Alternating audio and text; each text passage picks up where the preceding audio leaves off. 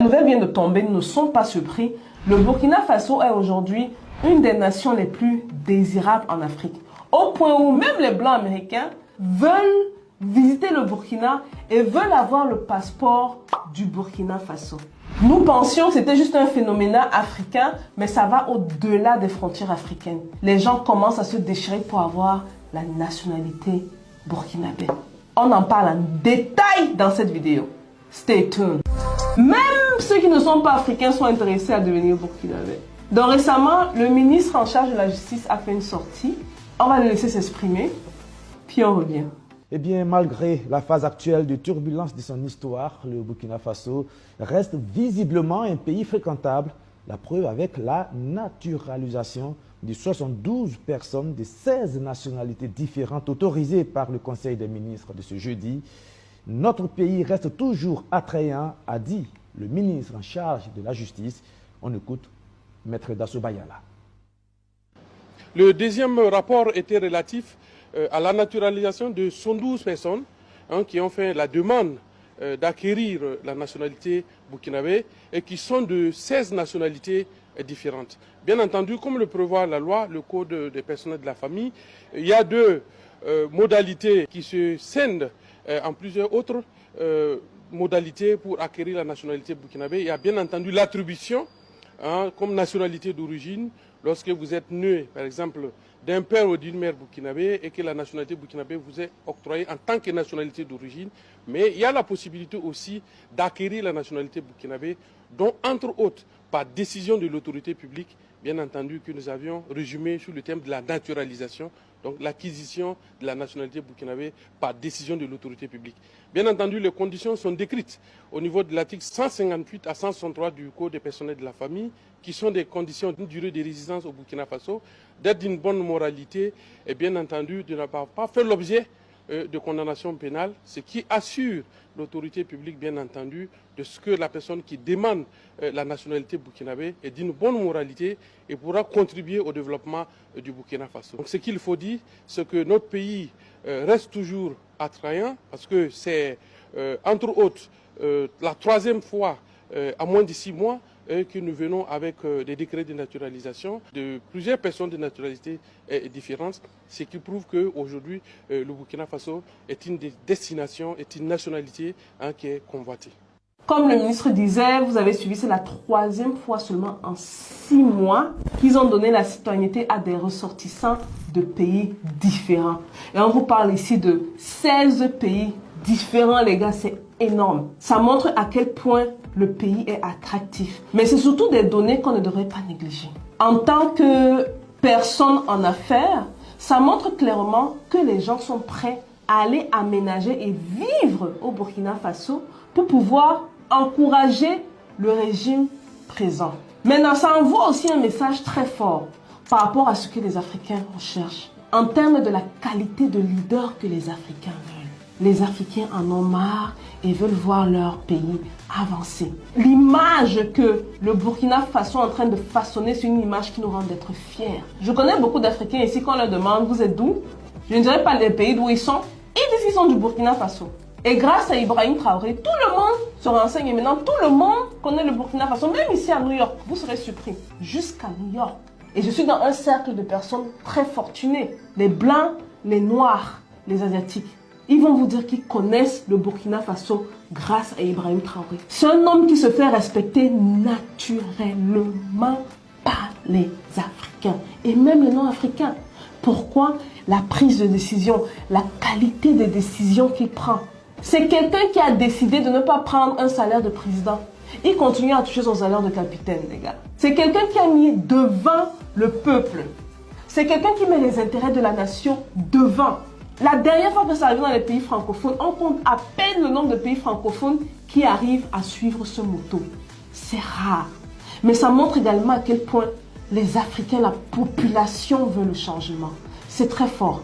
Donc, un peu pour entrer dans la partie citoyenneté, il faut comprendre qu'il y a deux manières d'obtenir la citoyenneté. Au pire de répéter ce que le ministre a dit, il y a bien sûr la naturalisation, c'est-à-dire vous êtes né de parents burkinabés, Même si vous avez fait des enfants à l'extérieur, je pense que le Burkina Faso autorise la double citoyenneté. Tant mieux, profitez-en. Les enfants peuvent avoir la citoyenneté burkinabé. Maintenant, par rapport à si vous êtes marié en burkinabé, normalement, ça devrait se faire. Mais bon, je ne vais pas trop partir dans les détails. Gardez en tête que les conditions sont incluses dans les articles 158 à 163 du Code de la famille.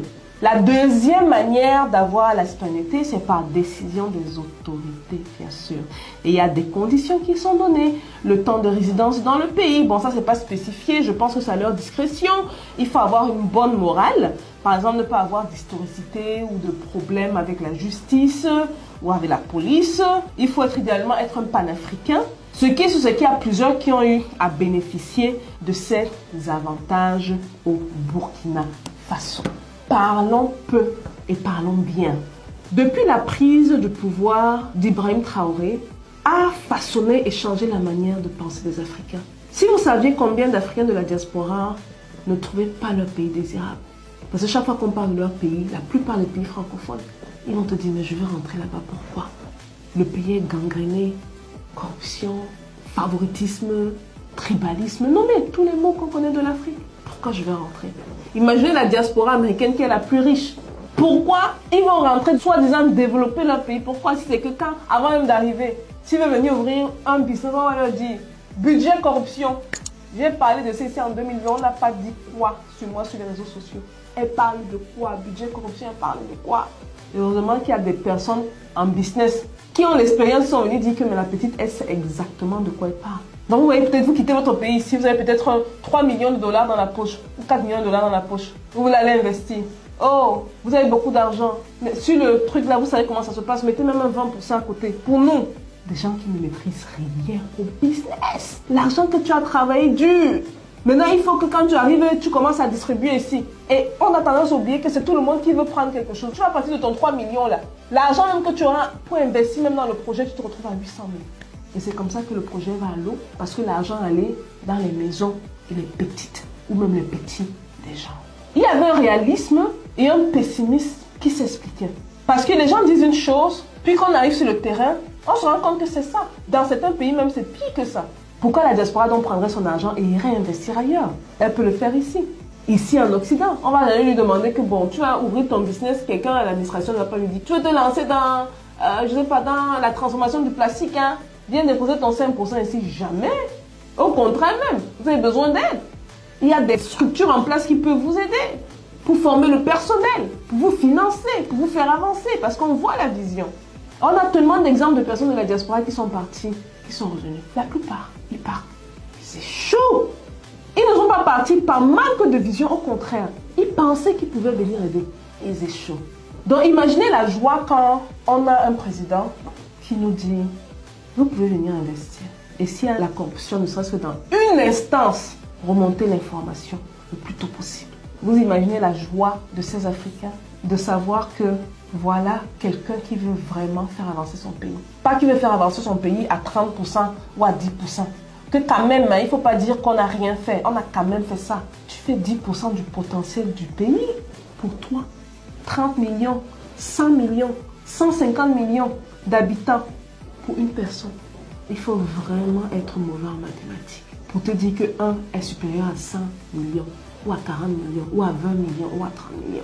Donc de savoir qu'Ibrahim Traoré est meilleur en mathématiques attise la fierté africaine. Ça réveille ce côté fier d'être africain, de brandir les drapeaux d'un pays qui ne nous a peut-être pas vu naître, mais dont on se revendique.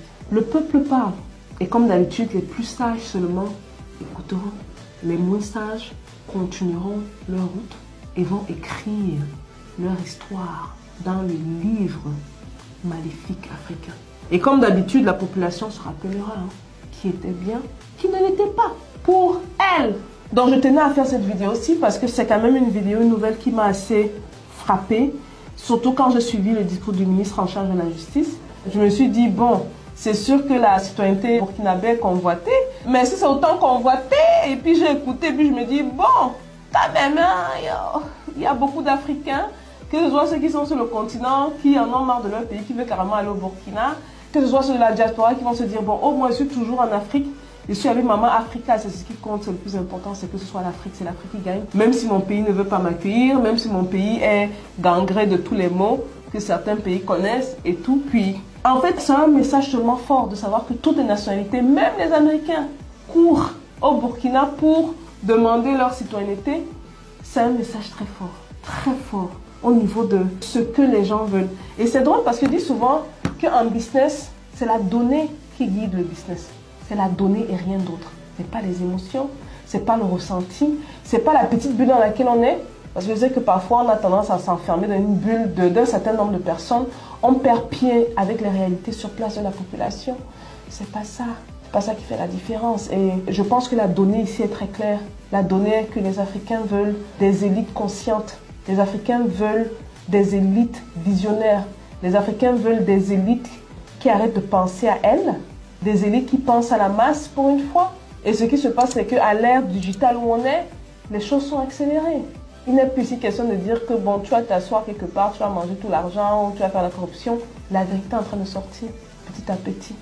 Donc soyons du bon côté de l'équation. Voilà les gars, dis-moi ce que vous pensez de la vidéo. Est-ce que vous serez prêts à aller demander la citoyenneté burkinabé? Pour les investisseurs, les entrepreneurs de la chaîne, est-ce que vous serez prêts justement à aller investir au Burkina Faso? Dites-moi tout dans les commentaires. Peace.